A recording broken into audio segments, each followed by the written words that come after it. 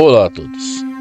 Hoje iremos falar de mais um assunto muito importante nas Escrituras Sagradas. E no assunto de hoje trataremos da segunda parte da manipulação do pecado exterior por causa das cicatrizes na alma dos salvos. Meus amigos, antes de qualquer coisa, nós precisamos saber que o pecado já foi aniquilado através do sacrifício de Cristo na cruz do Calvário. Meus amigos, nestes últimos dias ou nestes últimos momentos da história da humanidade, assim como diz a palavra de Deus, precisamos abrir os nossos olhos para as pregações e seus pregadores, para chegarmos à conclusão se os pecados em suas vidas são exteriores ou não. Toda pregação que o pecado permanece vencendo e você sempre será uma vítima de um sistema em loop infinito, no qual você sempre será um pecador lutando contra os seus próprios pecados.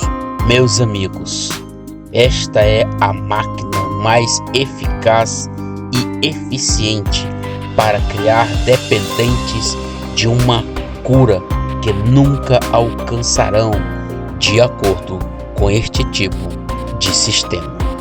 Meus amigos, é necessário que examinemos os nossos guias se estão libertos do pecado ou não, porque neste caso a palavra de Deus é bem clara.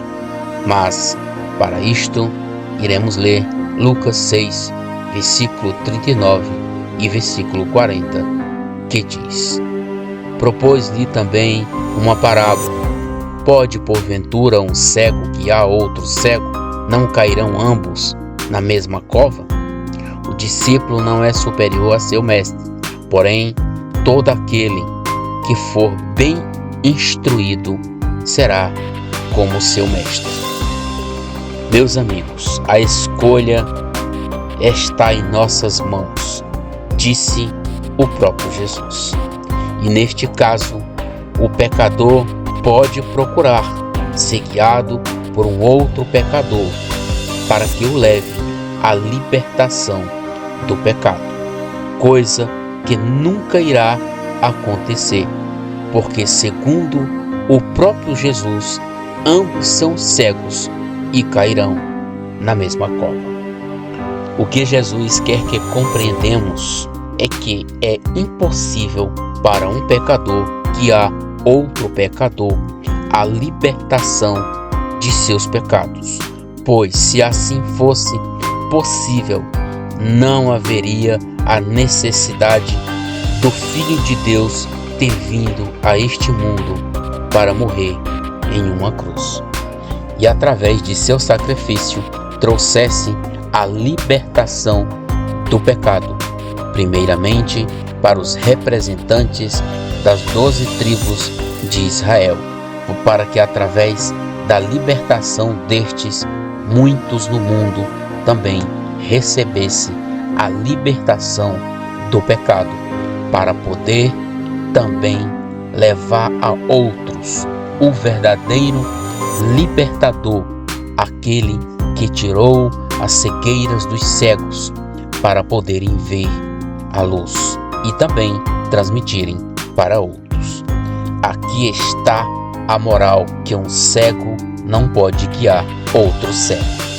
Esta é a verdadeira obra do Filho de Deus, libertar pecadores. E para confirmarmos estas verdades, iremos ler Colossenses 1, versículo 13 e 14, que diz: Ele nos libertou do império das trevas e nos transportou para o reino do Filho de seu amor, no qual temos a redenção e a remissão dos nossos pecados. Meus amigos, no sentido geral da palavra remissão, podemos extrair os seguintes resultados desta realidade, que são perdão, a cura e o ser posto em liberdade. E neste caso, sabemos que, de acordo com o texto, trata-se da remissão de nossos pecados. Meus amigos, que lógica tem em ter Cristo morrido em uma cruz para nos fazer morrer juntamente com Ele, para que por sua morte nos justificasse e pelo seu sangue nos purificasse dos nossos pecados, tirando-nos de uma vivência pecaminosa e colocando em nós a sua própria vida, vida esta que é o seu próprio Espírito. E mesmo assim, nesta nova vida, somos ainda nós achados pecadores. Meus amigos, isto parece uma piada e de muito mau gosto. Isto, meus amigos, posso lhes garantir, não é o verdadeiro Evangelho, porque todo aquele que confia em seu Redentor mantém-se em liberdade e não retorna para a escravidão do pecado.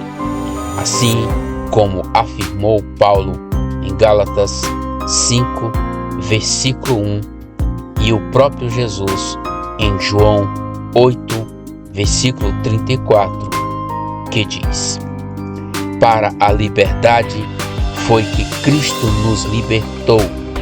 Permaneceis, pois, firmes e não vos submetais de novo a jugo de escravidão.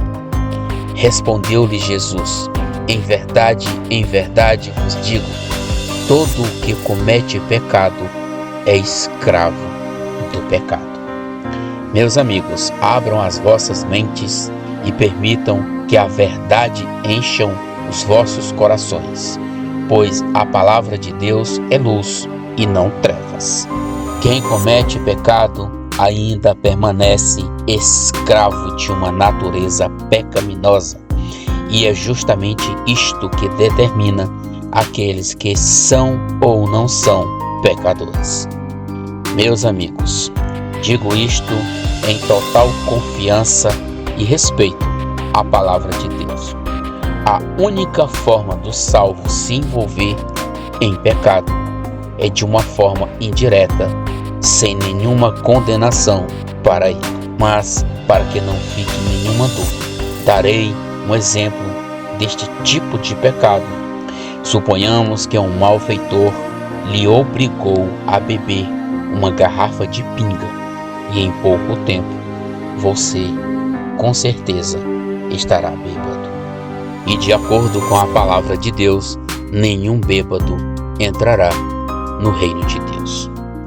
Meus amigos, digo sem medo de errar, este pecado não lhe será atribuído, porque o pecado é uma transgressão e você não transgrediu nenhuma lei.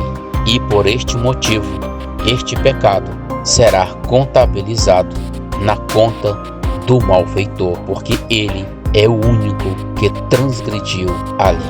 Esta é a única forma que o pecado poderá tentar manchar a reputação de um salvo, e mesmo assim não irá conseguir. E a prova disto está em 1 João 3, versículo 9 e versículo 10, que diz: todo aquele que é nascido de Deus não comete pecado, pois o que permanece nele é a divina semente. Ora, este não pode mais viver no pecado, porque é nascido de Deus. Meus amigos, a palavra de Deus é que declara que todo aquele que foi tornado filho de Deus não pertence mais ao pecado, porque Cristo o libertou. Mas se você recebeu a sua justificação e retornou ao pecado, com isto você profanou a obra santa de Deus em sua própria vida. E isto muitos estão defendendo como algo positivo. E até parece tudo muito bonito. Esta ideia unificativa que a grande maioria está defendendo, que para o homem, enquanto ele estiver neste mundo, sempre será um praticante do pecado. Mesmo sendo justificado pela morte de Cristo e lavado pelo seu próprio sangue, mesmo assim será um pecador. Mas agora os seus pecados estão debaixo de uma passividade de Deus e em Cristo serão perdoados dia após dia. Meus amigos, o pecado irá usar todas as formas possíveis para te manter preso a ele, porque isto é o que um parasita faz com seus hospedeiros. Todo o empenho de um parasita é trabalhar para que seu hospedeiro não perceba que ele está ali, parasitando.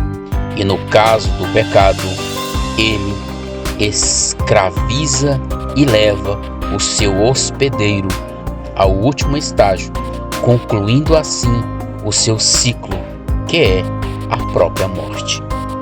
Meus amigos, o pecado não faz mais parte da vida de um salvo, mesmo tendo deixado sentimentos e feridas profundas, mas agora podemos levantar todos os dias com alegria e certos da vitória, porque a divina semente que permanece em nós é a vida de Cristo, e é por ela que somos mais que vencedores.